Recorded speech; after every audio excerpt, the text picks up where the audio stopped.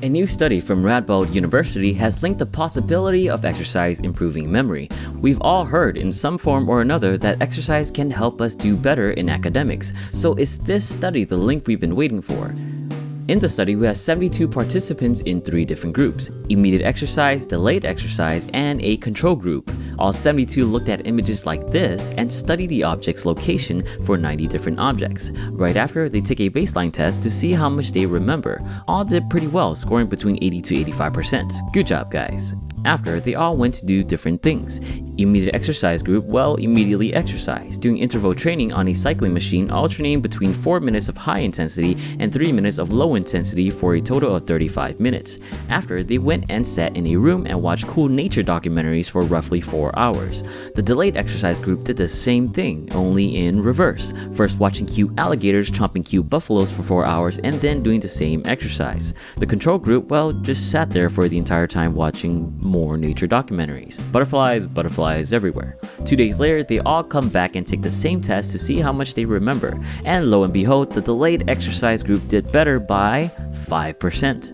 Still statistically significant in terms of science research. Hey, if 5% on a test is the difference between passing or failing your class, then it's definitely worth it.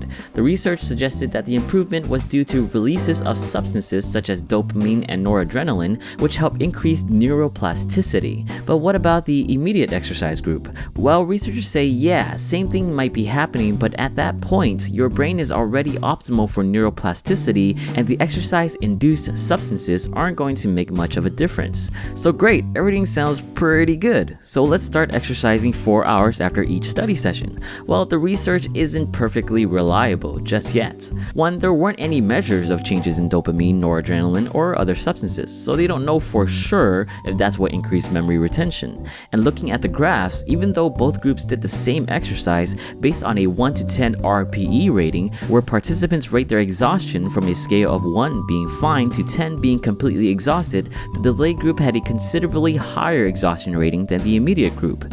Researchers said that maybe it was because they were sitting around for so long and then the quick transition was more difficult, but it's important to note that maybe intensity is a more important factor than delayed exercise per se. And one more thing, who's to say that maybe a 2 or even 6 hour delay is better than 4? The researchers don't know for sure, and most of the limitations of the research is actually mentioned by the researchers themselves.